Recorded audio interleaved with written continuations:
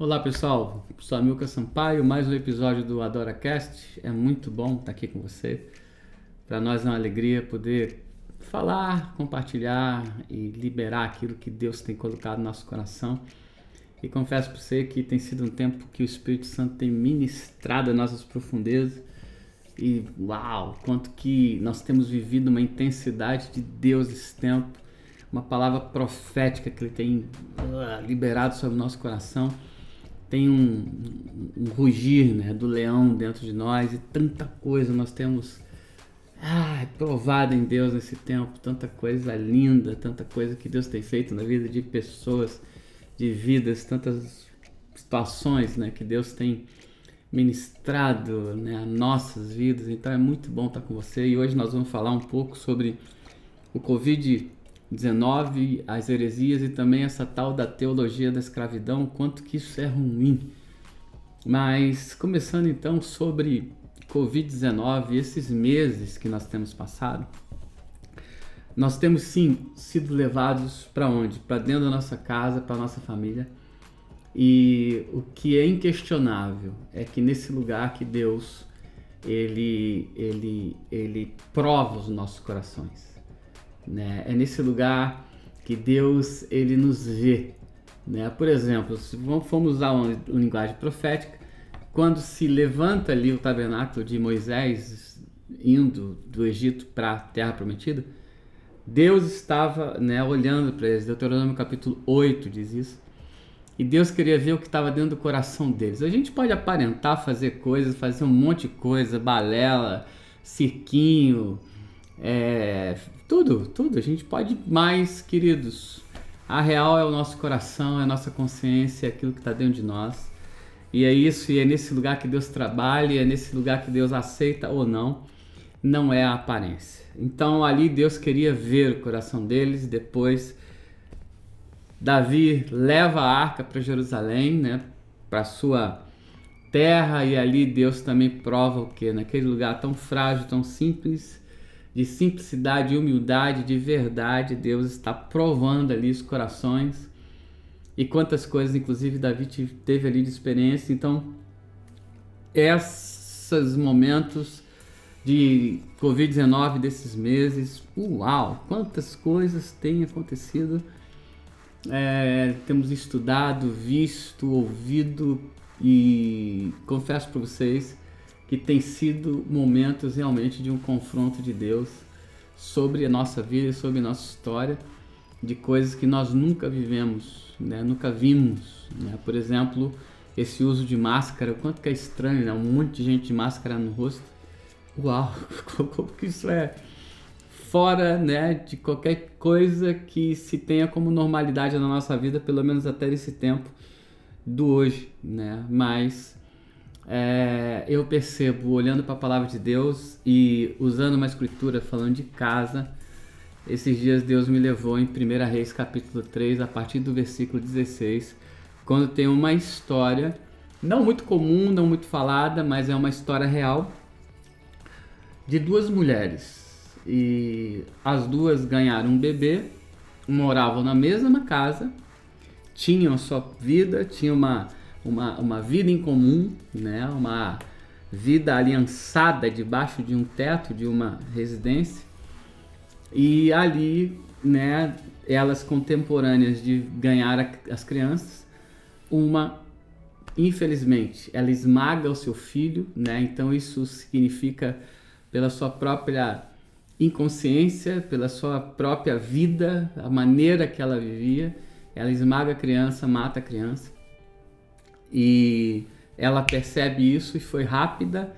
E é interessante como esse perfil de pessoa, ele é rápido para essas coisas, ele sugere rápido, faz rápido, é um tipo de pessoa, essa mulher, que ela foi rápida na situação. E de madrugada, né, escondida, né, sem que a pessoa visse, por trás, pelas costas, isso é uma mentalidade, isso é uma formação, isso é uma estrutura. Ela vai e rouba a criança que estava viva e coloca a que estava morta, né, no lugar da que estava viva, e pega, né, a vida que estava ali, a origem de vida que estava naquela mulher, e leva com ela e diz ali que é filho dela, né? E descobre-se a situação e foi levado a Salomão, finalizando a sentença de Salomão, então, de tantas questões, de tanta briga. Diz que disse, então divide-se a criança no meio e cada uma fica com um pedaço. Pega a espada, vai lá. Uau, a mãe verdadeira da criança viva levanta a mão. Não faça isso. E Salomão então viu o quê? 2 tipos de formação dentro de casa. Uma que faz de qualquer jeito, uma que é rápida para desqualificação, para fazer coisas erradas, para aparentar situações, traições e sugestões, invenções, e a outra que era, né, a mãe de verdade, né, a mãe verdadeira, ela pede, pelo amor de Deus, não faça isso. Uma pessoa coerente, uma pessoa que ama em Deus, né, e não nas suas emoções, na necessidade de ter alguma coisa, porque é minha, né, porque é meu. Isso é muito ruim, queridos. E por que que Covid-19 tem tudo a ver com isso? Nós estamos falando, então, de uma mentalidade que tem sido provada nesse tempo. Ou fazemos da maneira correta, ou nos adequamos da maneira correta, ou guardamos da maneira correta, ou nós vamos sempre querer intitular coisas, inventar coisas, fazer do nosso jeito, fazer de maneiras dúbias, e isso traz morte, não tem jeito. Covid-19, nem de casa, você tem que ter instrução, tem que ter estrutura, você tem que entender o momento, você tem que entender esse pavor que existe entre as nações, temos que entender a forma que nós temos que viver, nos portar, e isso vai trazer o que? Estrutura e o favor de Deus sobre a nossa vida. E eu posso dizer que nesses meses últimos que nós temos vivido, eu mesmo com a minha família, dentro da minha casa, e eu tenho uma família grande, o que nós temos provado a cada momento é esse tipo de confronto. Quem nós somos? Quem você é? O que está dentro do coração, o que você tem vivido, né? E o que você tem passado nesse tempo. Eu quero te aconselhar a você vasculhar seu coração, pesquisar ele e você encontrar nele aquilo que realmente nós somos.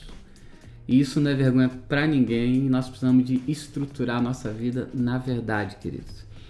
E é isso que Deus tem nos chamado nesse tempo. Tem sido um período, né, de que Romanos capítulo 13 tem se tornado muito real. Quando Paulo fala para a igreja de Roma, olha, vocês estejam sujeitos a toda a autoridade, e a autoridade ela vai liberar a justiça, e a justiça ela é serva de Deus, ok? Então toda a área de injustiça, toda a área de mentira, toda a área de aparência, a justiça de Deus ela é serva do Senhor. E nada fica encoberto aos olhos do Senhor, nada fica encoberto aos olhos do Senhor. Então tem sido um momento que Deus tem nos levado para nossa casa, finalizando o Covid, para Ele ver exatamente aquilo que está no nosso coração. Agora vamos despertar para algo. Quando não é dessa maneira, nós começamos também a criar justificativas em cima de circunstâncias. E é aí que nascem as heresias, ok? Aí que nasce as coisas que a gente chama de heresia. O que é heresia? Se a gente for ver o significado dela num dicionário, a gente vai encontrar uma palavra interessante, que é a deturpação de uma verdade. O que é se deturpar a verdade? É você pegar aquilo que é verdadeiro e você aparentar coisa. Quer ver uma coisa que eu tenho pensado muito? Quando Deus fala, Ele vem restaurar o tabernáculo de Davi ou a casa de Davi, que é algo que a gente fala há anos, Deus não está falando que Ele vem remendar. Deus não falou isso. Deus falou, olha, eu vou restaurar. E restaurar é mais até do que consertar. Restaurar é voltar ao original. Se é conserto, pode ser até que volte o problema. Mas a restauração ela tem o poder de dar originalidade de volta à situação. Então, a heresia, ela é contrária a uma verdade. E se falando da Bíblia, toda heresia, ela nasce por justificativas, por circunstâncias. Por quê?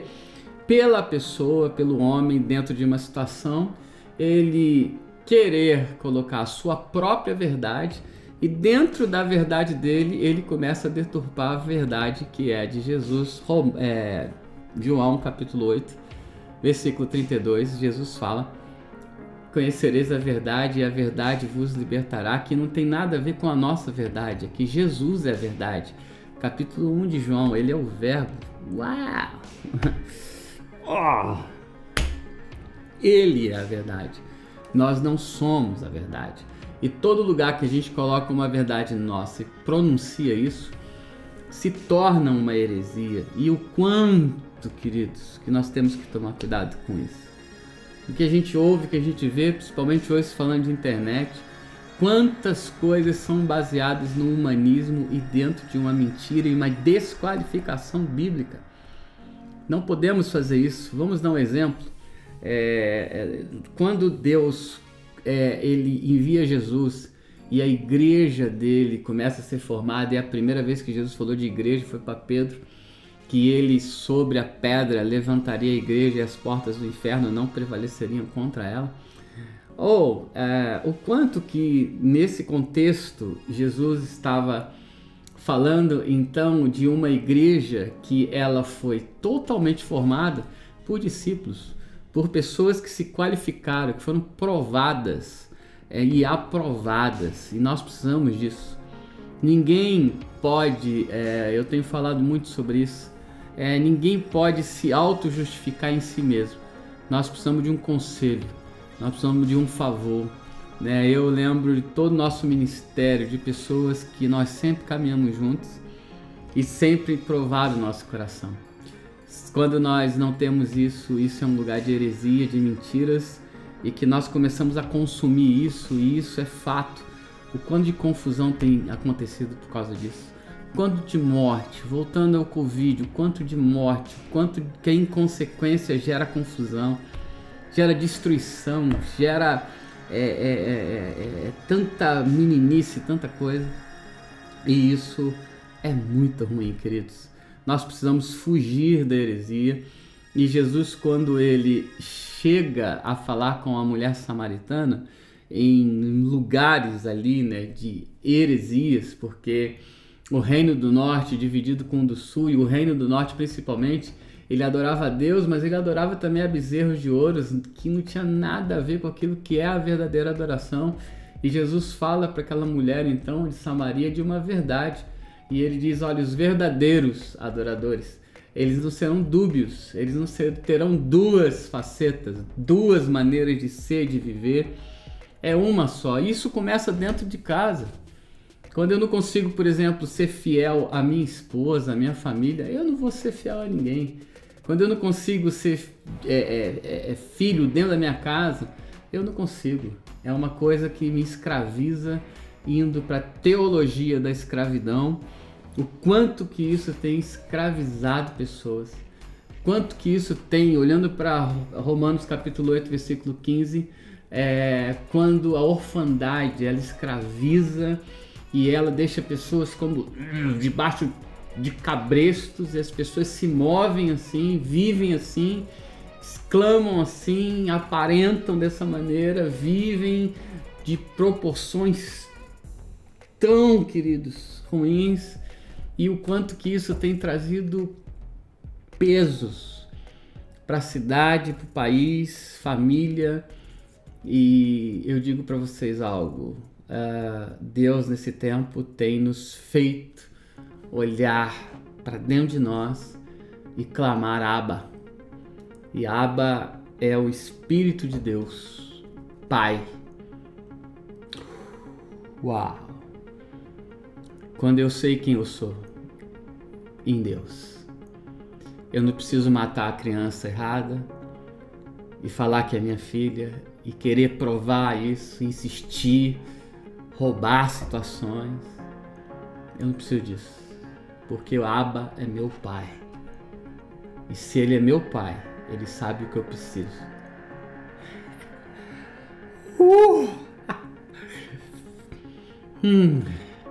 Ele sabe quem eu sou e eu sei que Ele tem o melhor para mim. Ele me abençoa. Ele sempre me dá o melhor. Eu não preciso desqualificar a paternidade. Eu não preciso usar justificativas que me torne alguma pessoa confusa. Que falo de Jesus, mas não sei quem é Jesus, olhando para a Bíblia, me cercando de presbitério, de pessoas, de líderes que estão sobre a minha vida, sobre a tua vida, que te provam ou que te desaprovam. Nós não podemos. Não é esse o momento que o Espírito Santo tem nos chamado. Isso cria-se uma teologia, um ensino, um vento, como diz Efésios capítulo 4. Isso cria um vento de meninos, porque o próprio texto diz, são meninos que vivem de ventos, né, de doutrinas e que desqualificam aquilo que Jesus é. O filho, ele tem a herança. E interessante isso. Gálatas 4, versículo 1, diz que enquanto o filho é imaturo, mesmo que ele seja senhor de tudo, ele é escravo. Ele cria uma teologia própria dele, de escravidão, de medos, de quem eu sou, de necessitar ser o que não é, de ter a necessidade de chegar forçadamente em situações para conseguir a liberdade, mas isso é um grande engano, porque é filho. Então, nós temos sido lançados nesse tempo, dentro das nossas casas, e nós estamos e seremos provados, porque Deus, Ele está sobre as nações, o Espírito de Deus está sobre nós, Ele ama-nos, Ele entregou o seu próprio Filho por nós, e Ele nesse tempo vem, nos levar a esse lugar, de que dentro da nossa casa existe uma verdade, como Salomão sentenciou.